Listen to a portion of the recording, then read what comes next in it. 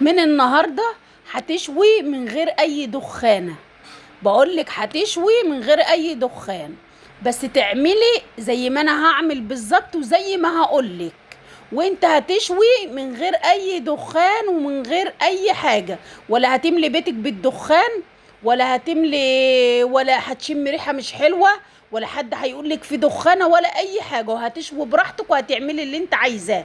السلام عليكم ورحمه الله وبركاته. ازيكم يا حبايبي؟ عاملين ايه؟ صلوا على النبي. قبل ما تبداي ولا تعملي اي حاجه تصلي على الرسول وتستغفري ربنا وتقولي توكالي واعتماد عليك يا رب.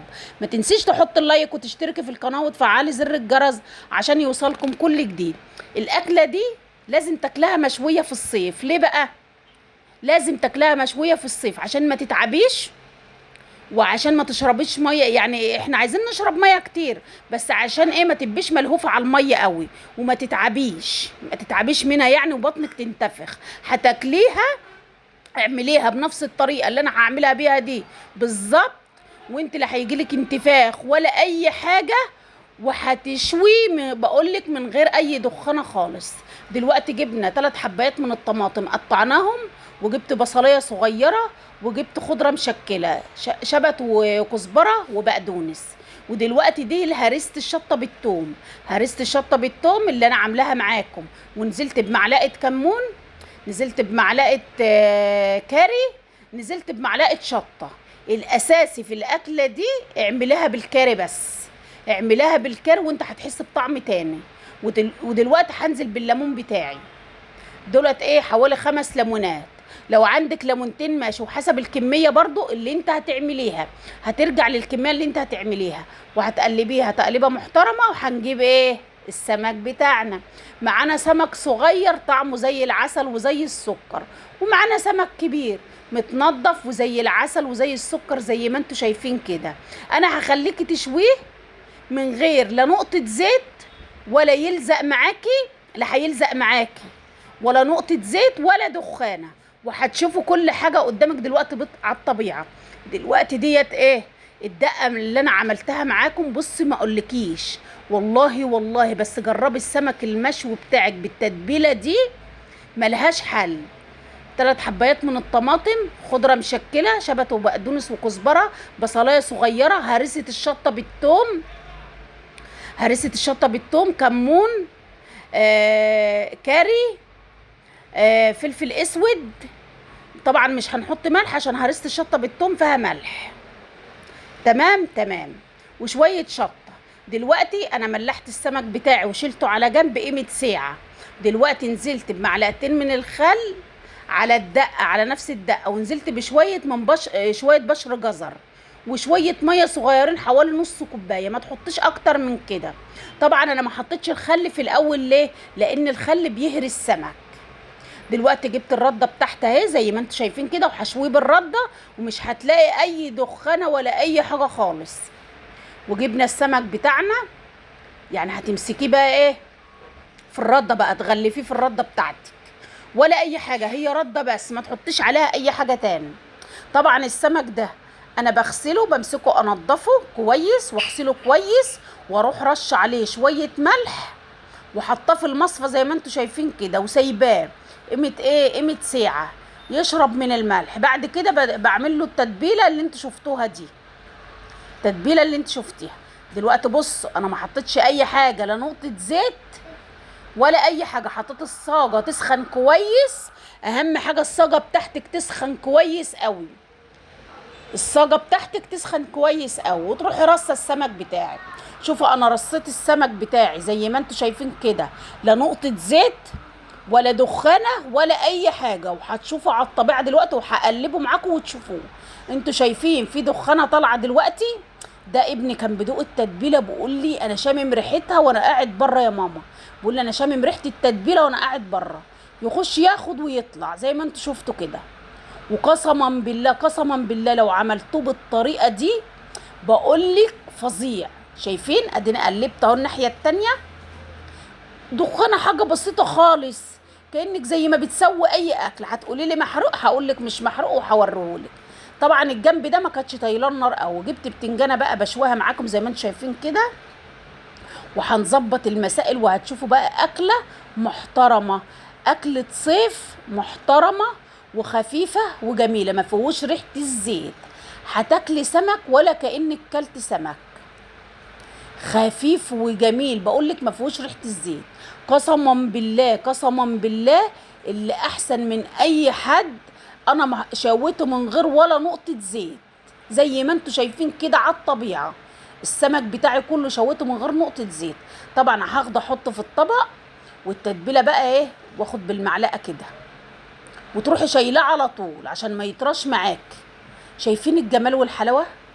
بصوا بقى، بص بتقشريها بقى، بس في حاجة بقى عشان السمك بتاعك ما يلزقش معاك وتشويه من غير زيت، انا هقولك عليها دلوقتي.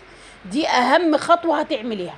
هتنضفي السمك بتاعك وتخليه فلة شمعة منورة، بس ما تقشرش.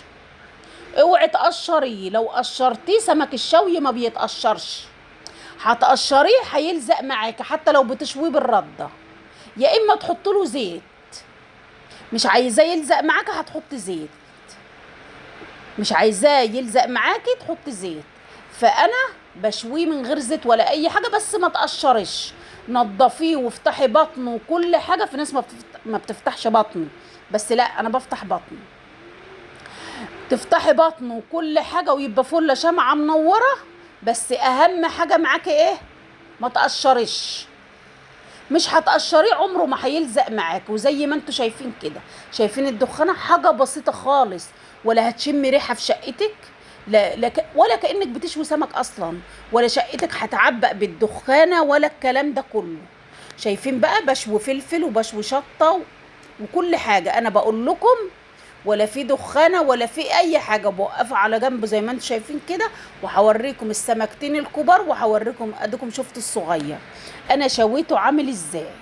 فظيع، طعم حكايه، طعمه خطير. اعمليه بس بالدقه دي. اوعي تشويه بره، اوعي تشويه بره. بره بيشوي الكيلو ب25 جنيه، يعني انت لو جايبه 2 كيلو ب50 جنيه، وما بينضفهولكيش. هو ممكن ينضفهولك لو انت طلبت، هينضفهولك، بس حرام ب25 جنيه. طب ما انت تشويه في البيت هياخد ايه يعني؟ اللي 50 جنيه دي هاتي منها رز، هاتي منها طماطم، هاتي منها حاجات تانية تكون لازماكي في البيت. هتجيبي اريال، هتجيبي صابون، هتنفع برضو. دلوقتي هعمل شوية رز معاكم محترمين، شوية رز زي العسل وزي السكر زيكم، رز خطير. هعملهم معاكم وهتشوفوا دلوقتي. نزلت بالزيت بتاعي، اول مرة احط زيت اهو.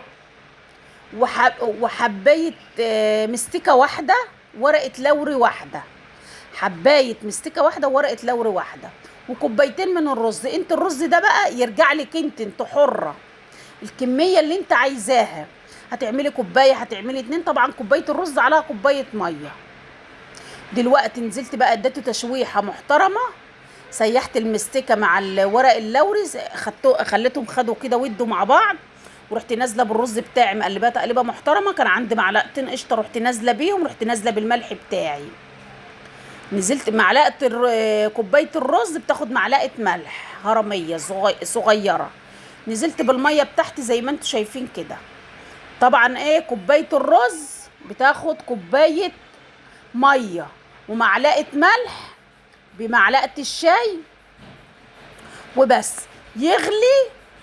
يغلي معاك غلوه محترمه، تروح مهديه عليه النار وسايباه مع نفسه. ادي الفلفل اتشوى معاكم والبتنجان اتشوى. هعمل البتنجان بقى بطريقه تانية، مش هعمله بابا غنوج. بصوا بقى، جبت هرسه الشطه، قشرت البتنجان بتاعي وجبت هرسه الشطه وملحته زي ما انتم شايفين كده بس، وهعصر عليه ليمونه. كليه بقى وهتدعي لي. والله لو شويت البتنجان وعملتيه بالطريقه ديت هتدعي لي. دي طريقه الله يرحمها. بالله عليكم لا تدعوا لها بالرحمه والمغفره. بالله عليكم وادعوا لي بزياره بيت الله الحرام، واجبروا بخاطري في الكومنتات. ربنا يجبر بخاطركم يا رب، زي ما بتجبروا بخاطري في الكومنتات كده. اي حد يجبر بخاطر حد ربنا يجبر بخاطره يا رب.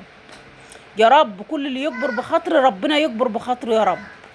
ادي شويه رز عظمه، وادعوا لعيالكم لولادكم بالهدايه، ويكفوهم شر الصحاب السوء، ويكفوهم شر نفسهم. اجمل دعوه تدعوها لولادكم ولنفسكم، ويكفينا شر الغفله يا رب كلنا. شايفين شويه رز عظمه خطير.